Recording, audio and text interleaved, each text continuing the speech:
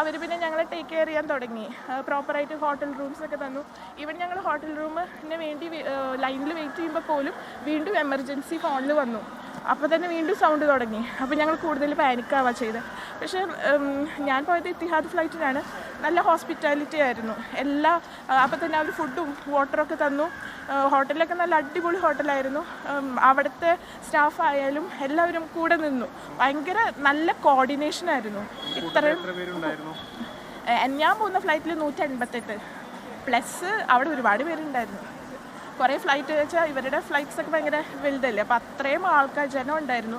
പക്ഷേ അവർ നന്നായി കോർഡിനേറ്റ് ചെയ്തു. അത് കഴിഞ്ഞ് പിന്നെ ഹോട്ടലിലെത്തിയപ്പോൾ വൈകുന്നേരമായി. അവിടുന്ന് പിന്നെ അവർ ഫുഡൊക്കെ തന്ന് ഞങ്ങൾ സിറ്റിലായി. ഞാൻ റിച്ച് കാൾട്ടണിലായിരുന്നു, ഓപ്പോസിറ്റ് അബുദാബിയിൽ തന്നെയുള്ളത്.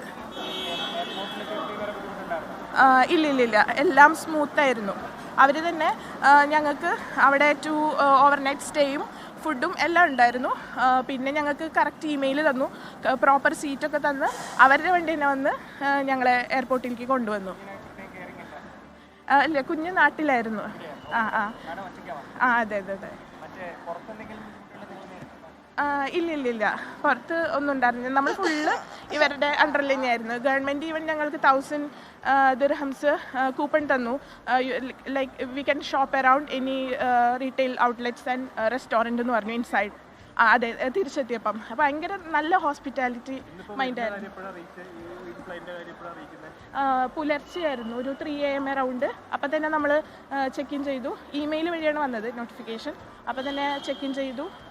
അങ്ങനെ നമ്മൾ താഴെ ചെന്ന് ലോബിയിൽ ചെന്നപ്പോഴേക്കും എത്തിഹാദിൻ്റെ ആളവിടെ ഉണ്ടായിരുന്നു. അപ്പോൾ പുള്ളി പറഞ്ഞു ഇപ്പോൾ ബസ് വരും, ലൈനപ്പ് ആയേക്കോന്ന് പറഞ്ഞപ്പോൾ അങ്ങനെയായിരുന്നു.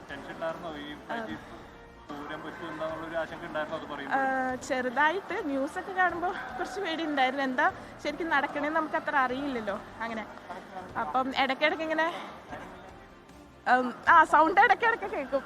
പിന്നെ ഈവൻ ഫൈറ്റർ ജെറ്റ്സ് ആയാലും പറക്കുന്ന സൗണ്ടും ഒക്കെ ഉണ്ട്. അപ്പം നമുക്കൊരു ആശങ്ക തന്നെയായിരുന്നു. അതെ, നല്ല ഇതായിരുന്നു.